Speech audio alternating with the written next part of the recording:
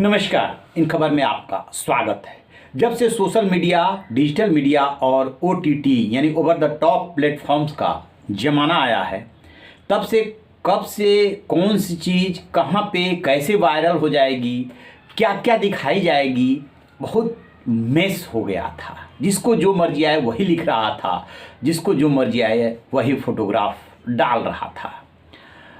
तो फिर क्या हुआ कि जब मेस क्रिएट होने लगा और देश की संप्रभुता, सुरक्षा, लोगों के स्वाभिमान, प्रतिष्ठा को ठेस पहुंचने लगी, तो ये मामला जो है 11 दिसंबर 2018 को सुप्रीम कोर्ट में पहुंचा और सुप्रीम कोर्ट ने सरकार से पूछा कि आप इसको लेकर के क्या कर रहे हो। उसी क्रम में अब सरकार ने लगभग 2-2.5 साल बाद सोशल मीडिया, डिजिटल मीडिया और ओटीटी के लिए गाइडलाइंस जारी कर दी है। कोई कानून नहीं बना है, गाइडलाइंस जारी की गई है जो कि सरकार कर सकती है। डिजिटल मीडिया को क्या करना है? डिजिटल मीडिया जो आप ये वेबसाइट देखते हैं या जो और उससे रिलेटेड होते हैं वो डिजिटल मीडिया कहलाता है, जो खबरें उबरें उस पर जाती रहती हैं। तो उसके लिए ये कहा गया है कि जैसे प्रिंट मीडिया के लिए, इलेक्ट्रॉनिक मीडिया के लिए एक रेगुलेटरी बॉडी बनी हुई है, वैसे ही आप भी सेल्फ रेगुलेटरी बॉडी बनाइए। प्रिंट मीडिया के लिए क्या है? प्रेस काउंसिल ऑफ इंडिया है, और चैनल्स के लिए क्या है? Cable TV network regulation act है। तो ऐसे ही आप भी डिजिटल न्यूज मीडिया पब्लिशर से प्रेस काउंसिल की तरह रेगुलेटरी बॉडी बनाने को कहा है। मतलब सेल्फ अपने को रेगुलेट कीजिए, कन्फर्म कीजिए, सही खबरें हों टाइप की बातें। लेकिन जो असली दिक्कत थी वो थी सोशल मीडिया से। आपको याद होगा कैपिटल हिल्स में जब अमेरिका में हमला हुआ, उसके बाद से जो पुलिस ने कार्रवाई की उसकी तो बड़ी तारीफ हुई कि पुलिस ने बड़ा सही किया। लेकिन जब लाल किले पे हिंसा हुई तो उसको लेकर के सोशल मीडिया ने जो है दूसरा रुख अपनाया। तभी से सरकार ये सोचने लगी कि ये डबल स्टैंडर्ड क्यों, लिहाजा सोशल मीडिया की जो कंपनियां हैं उन पर दबाव बनाने की कार्रवाई शुरू हुई और उसी क्रम में इस रेगुलेशन को देखा जाना चाहिए। क्योंकि ऐसा नहीं हो सकता कि आप दो तरह के जो है आप स्टैंडर्ड बनाएं और गाइडलाइंस बनाएं। तो जो गाइडलाइंस जारी किया गया है उसमें 4 तरह के शब्दों का इस्तेमाल किया गया है, और इसमें जो पहला है वो इंटरमीडिएरीज है, दूसरा है सोशल मीडिया इंटरमीडिएरीज, और तीसरा सिग्निफिकेंट सोशल मीडिया इंटरमीडिएरीज, और चौथा है ओटीटी प्लेटफॉर्म। तो इंटरमीडिएरी के मायने ऐसे सर्विस प्रोवाइडर से है जो यूजर्स के कंटेंट को ट्रांसमिट करते हैं, जैसे कि इंटरनेट। तो वो क्या करता है, उसमें उसका कोई रोल नहीं होता है, आपके जो भी कंटेंट है उसको वो ट्रांसफ़र करता है। ये आपके इंटरनेट सर्विस प्रोवाइडर हो सकते हैं, सोशल मीडिया प्लेटफॉर्म हो सकते हैं, या ऐसी वेब सर्विस हो सकती है जो आपको कंटेंट अपलोड करने, पोस्ट करने या पब्लिश करने की इजाज़त देती है।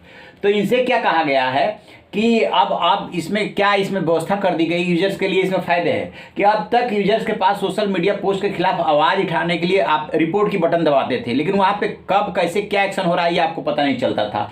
अब ये कह दिया गया है कि ऐसा मैकेनिज्म बनाना होगा जहाँ यूजर्स या विक्टिम अपनी शिकायत दर्ज करा सकते हैं। शिकायतें कौन सुनेगा ये भी आप बताएंगे कि किस अधिकारी को नोडल अधिकारी आपने बनाया हुआ है, कॉन्टैक्ट डिटेल्स बताने होंगे उसके।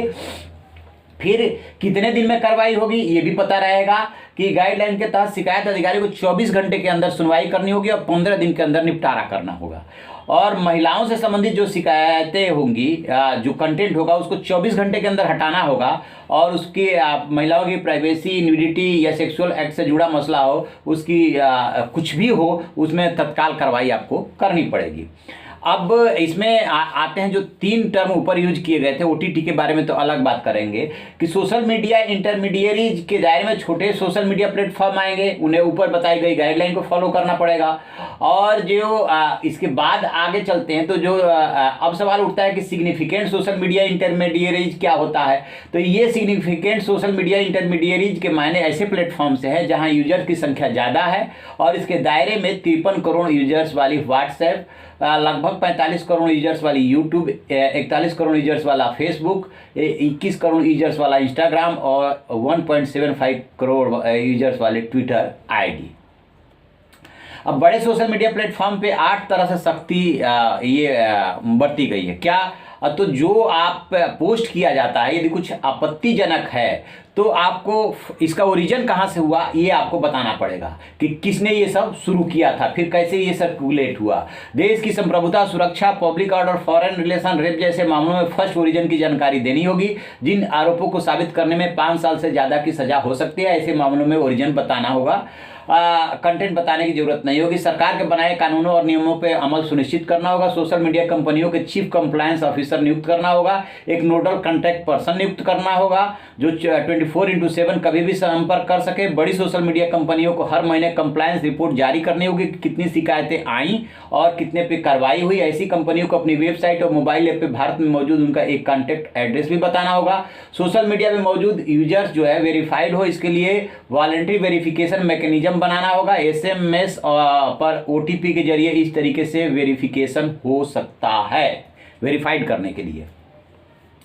और अगर कोई सोशल मीडिया प्लेटफॉर्म किसी यूजर के कंटेंट को रिमूव करता है तो आपको यूजर को इस बारे में सूचना देनी होगी, उसके कारण बताने होंगे और यूजर की बात सुनी होगी। मतलब अब एक तरफा नहीं चला गया कि हमने हटा दिया। OTT प्लेटफॉर्म की एक बॉडी सुप्रीम कोर्ट या हाई कोर्ट के रिटायर्ड जज या इस फील्ड के किसी विशेषज्ञ व्यक्ति की अध्यक्षता में बनेगी। ये बॉडी शिकायतों की सुनवाई करेगी, उस पर जो जजमेंट आए उसको मानना होगा। यह ठीक उसी तरीके से होगा जिस तरह टीवी चैनल अपने कंटेंट के लिए खेद जताते हैं या जुर्माना देते हैं। ऐसे करने को सरकारें उनसे नहीं करती हुए खुद करते हैं, ये सेल्फ रेगुलेशन है। OTT और डिजिटल मीडिया को डिटेल्स डिस्क्लोजर पब्लिश करने होंगे कि वे इंफॉर्मेशन कहाँ से पाते हैं। शिकायतें निपटाने का सिस्टम वैसा ही रखना होगा जैसे बाकी इंटरमीडियरीज के लिए है, यानी शिकायत रिपोर्ट करने के लिए सिस्टम बनाना पड़ेगा। और OTT प्लेटफॉर्म को 5 कैटेगरी में अपने कंटेंट को क्लासिफाई करना होगा। यूनिवर्सल, UA7+ एज वाइज है, UA13+, UA16+ और ए यानी कि एडल्ट, और UA13+ और इससे ऊपर की कैटेगरी के लिए पेरेंटल लॉक की सुविधा देनी होगी ताकि वे बच्चे को इस तरह के कंटेंट से दूर रख सके। ये पेरेंट्स के लिए दिया गया है कि वो लॉक कर दें।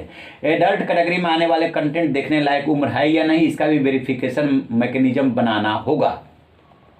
तो ये है। अब OTT की यदि बात करें तो यहाँ पे सिग्निफिकेंट सोशल मीडिया इंटरमीडिएट के मैंने ऐसे प्लेटफॉर्म जहाँ यूजर्स की संख्या ज़्यादा है, तो OTT की जहाँ तक हम जिक्र कर रहे थे तो OTT पे काफ़ी आप कह सकते हैं कि अश्लीलता परोसने के आरोप लग रहे थे। उसको लेकर के काफ़ी ध्यान रखा गया है कि अब सब जिम्मेदार होंगे, गालियाँ नहीं चलेगी, अश्लीलता नहीं चलेगी।